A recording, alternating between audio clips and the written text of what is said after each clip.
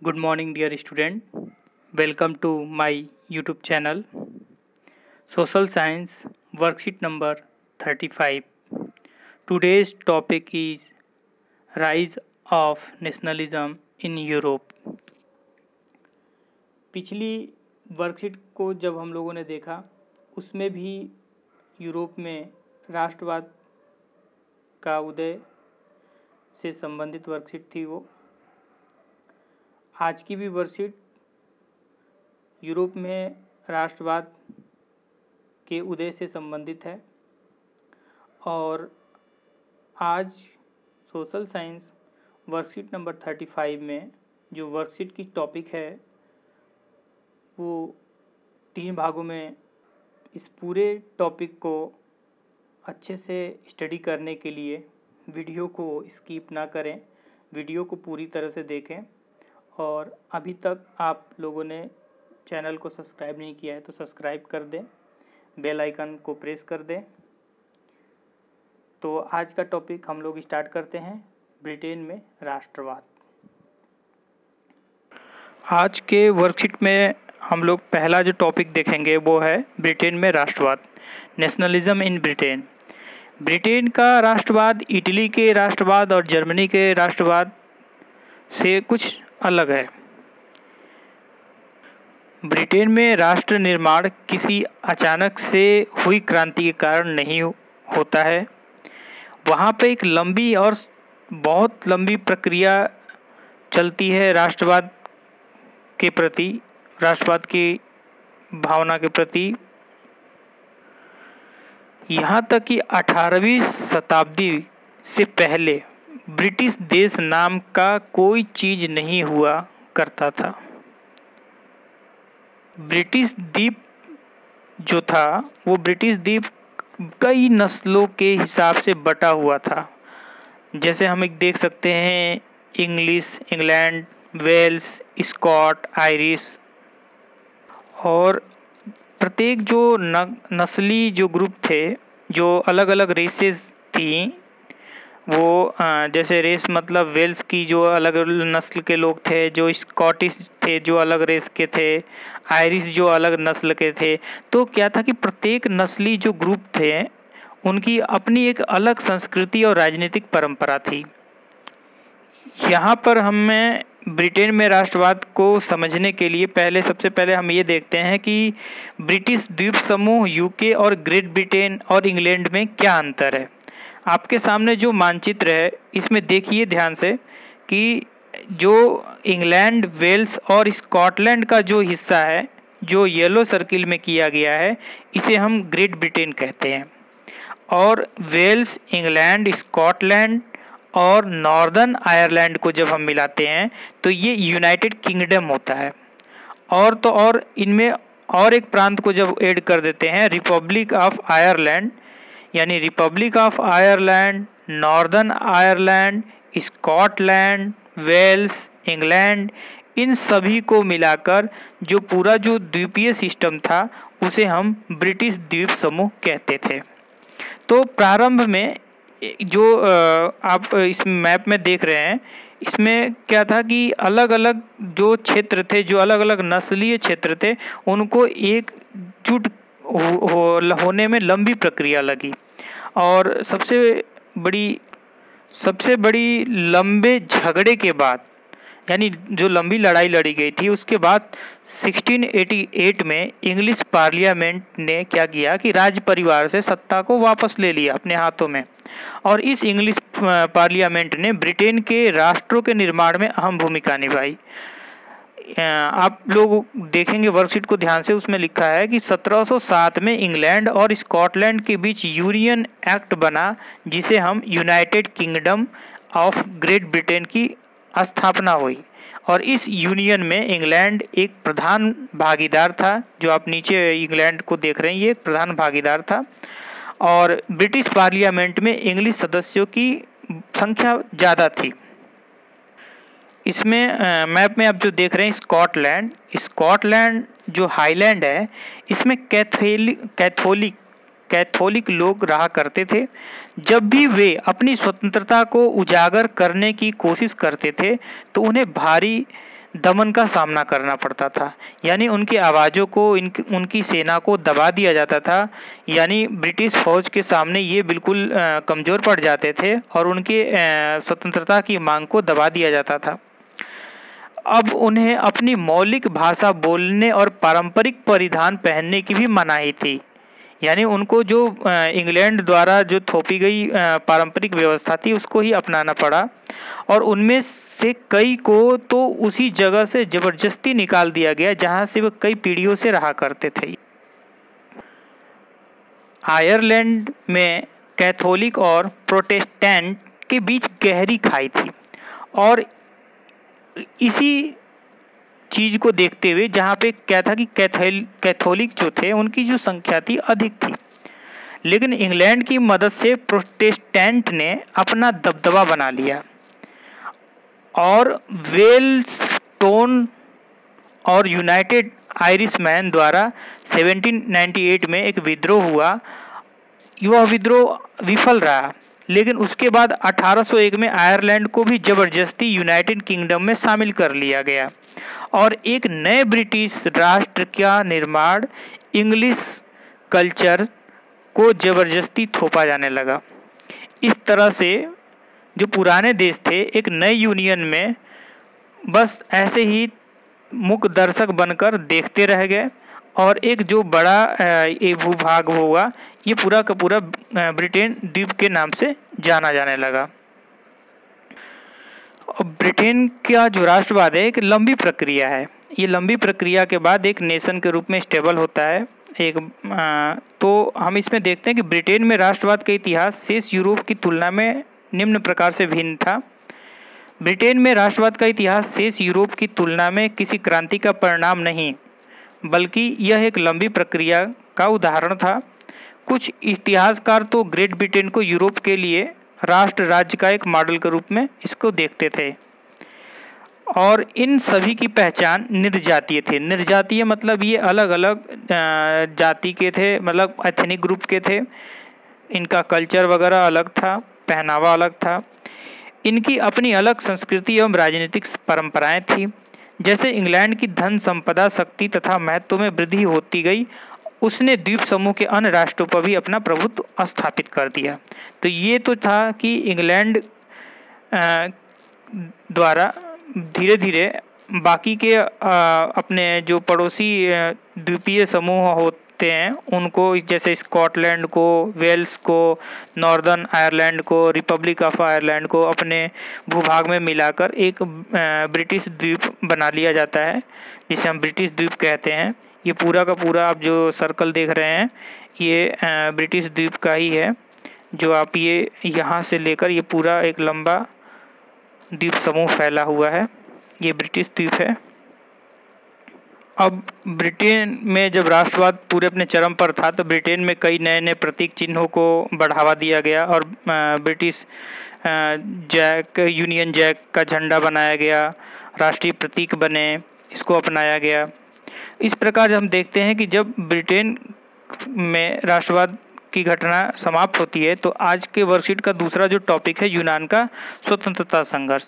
अब यूनान कहाँ है इसको जानने के लिए मैप देखते हैं, मानचित्र को देखते हैं।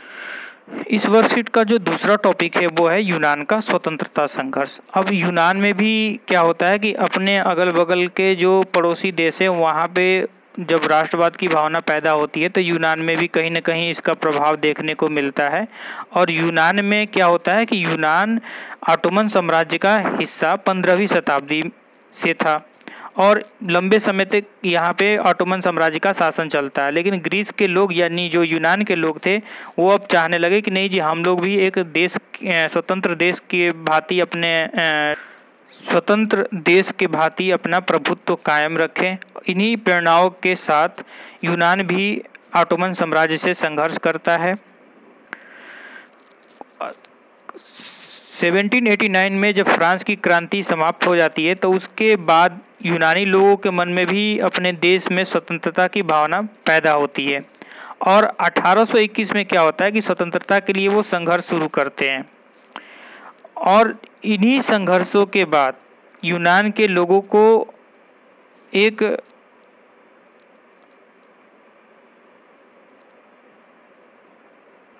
यूनान के एक अंग्रेजी के कवि लॉर्ड बायरन का नाम प्रमुखता से लिया गया। उन्होंने कविता के माध्यम से लोगों को जागरूक किया।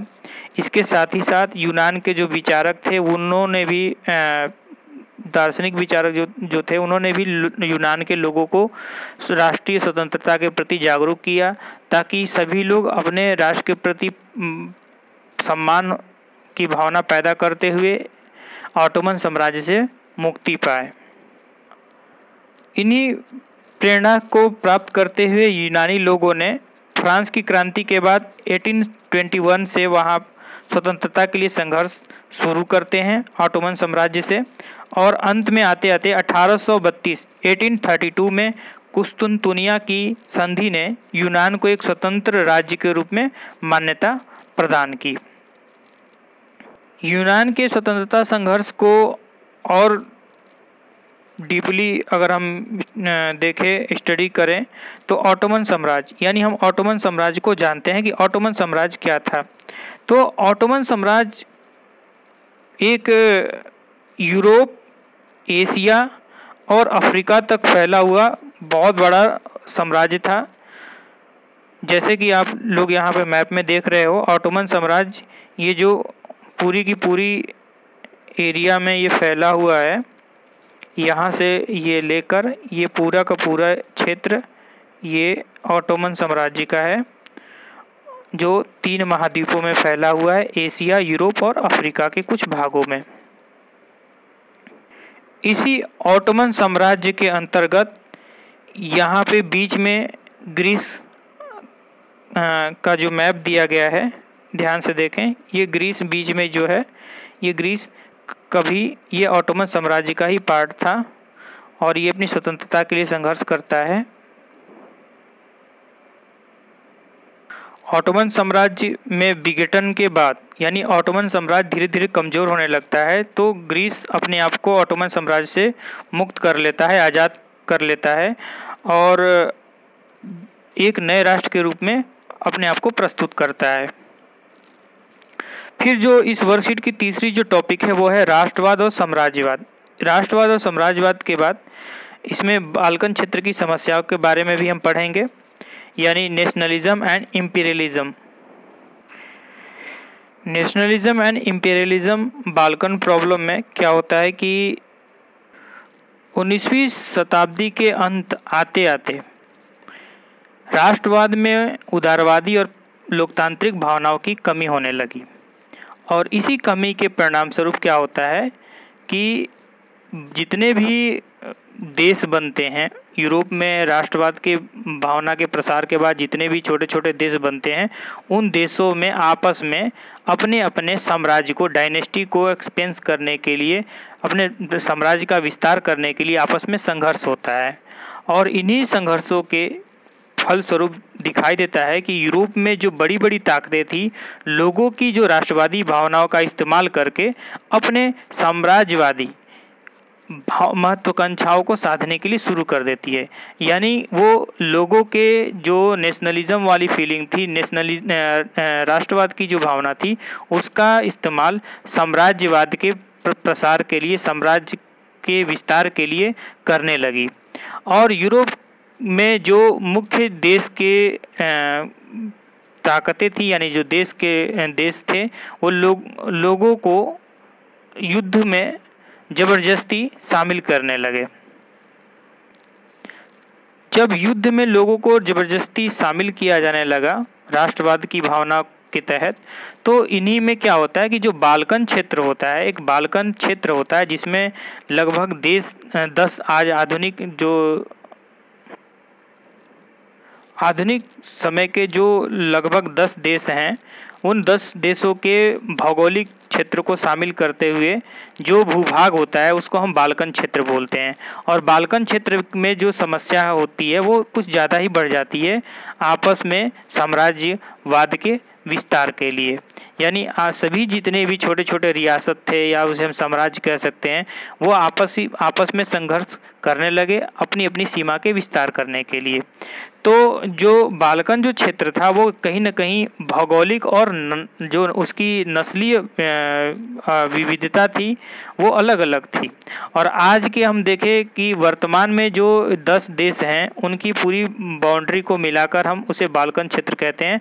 और बाल्कन क्षेत्र में Romania, Bulgaria, Albania, Greece, Macedonia, Croatia, Slovenia, Serbia, Bosnia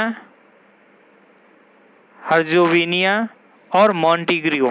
Bosnia Herzegovina एक अलग कंट्री है और मॉन्टेनीग्रो, ये जो 10 देश हैं, इन 10 देश के भौगोलिक और सामाजिक जो परिवेश है, इन सभी क्षेत्रों को मिलाकर हम इस क्षेत्र को बाल्कन क्षेत्र कहते हैं। बाल्कन जो क्षेत्र था वो एक बहुत बड़ा बाल्कन क्षेत्र का जो हिस्सा था वो ऑटोमन साम्राज्य के नियंत्रण में था। और ये जो बाल्कन क्षेत्र है कहीं न कहीं ऑटोमन साम्राज्य में नियंत्रण में होने के बाद अब ऑटोमन साम्राज्य धीरे धीरे बिखरने लगता है। तो बाल्कन में जो रोमांटिक राष्ट्रवादी भावना थी वो बढ़ जाती है। और इसलिए क्या होता है कि इस क्षेत्र में जो अलग अलग साम्राज्य के राजा थे या साम्राज्यवादी विस्तार थे, वो साम्राज्यवाद विस्तार अपनी आंतरिक सुधारों को जोर होने और विघटन होने के परिणाम स्वरूप क्या होता है कि जो बाल्कन क्षेत्र के जो अलग अलग देश होते हैं या साम्राज्य होते हैं वो अपने आप को अलग अलग देश घोषित करते हुए आज़ादी की मांग करने लगते हैं और आपस में संघर्ष करने लगते हैं। परिणाम स्वरूप यह होता है कि बहुत सारे देश आज़ाद हो जाते हैं और आज़ादी के बाद ये आपस में साम्राज्य का विस्तार करते हैं। साम्राज्यवादी विस्तारों में आपसी संघर्ष होता है और आपसी संघर्ष होने के परिणाम स्वरूप इन देशों में कई लड़ाइयाँ भी होती हैं। लड़ाइयों के फलस्वरूप बाल्कन क्षेत्र की समस्या भी बढ़ती है और समस्या बढ़ने के साथ ही आपसी संघर्षों से जो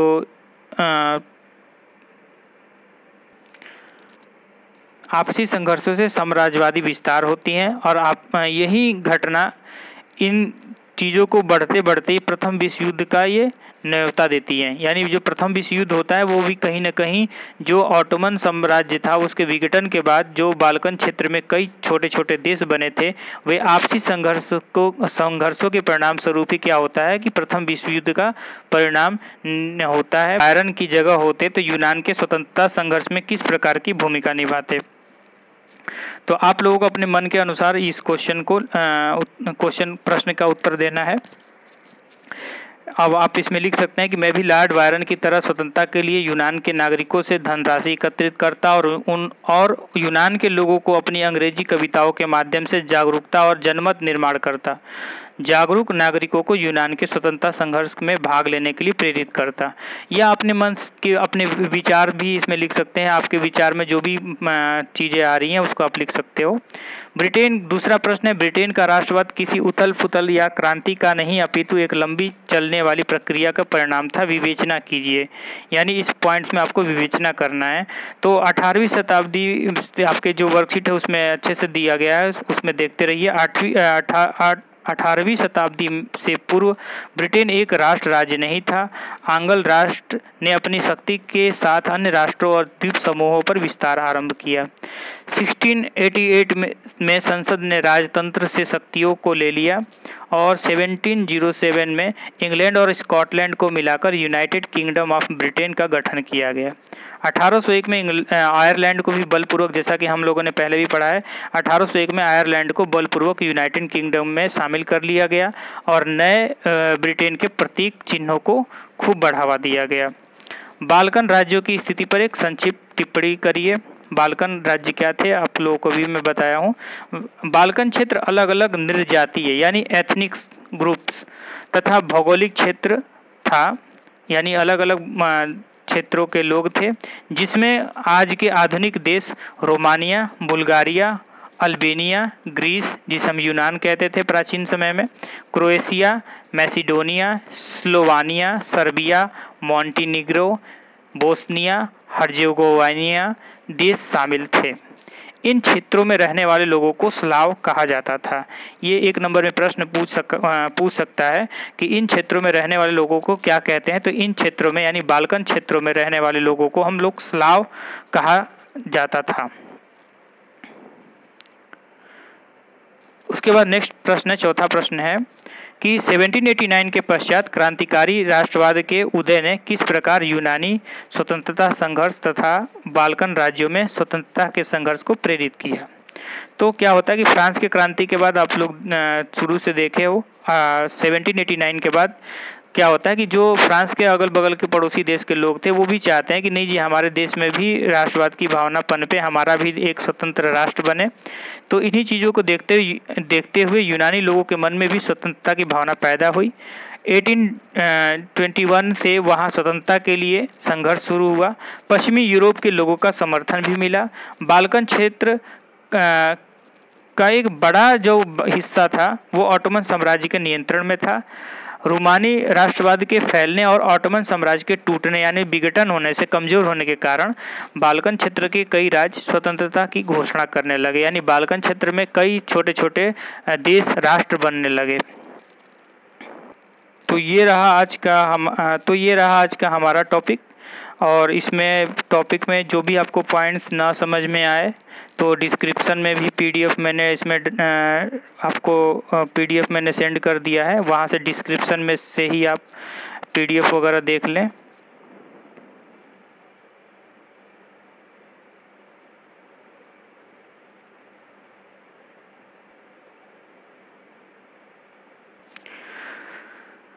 डिस्क्रिप्शन में दिए गए पीडीएफ को आप देख लें। पीडीएफ देखने से आपको कुछ नॉलेज मिलेगा। आज के लिए बस इतना ही। अगले वर्कशीट में हम फिर से मिलते हैं। धन्यवाद।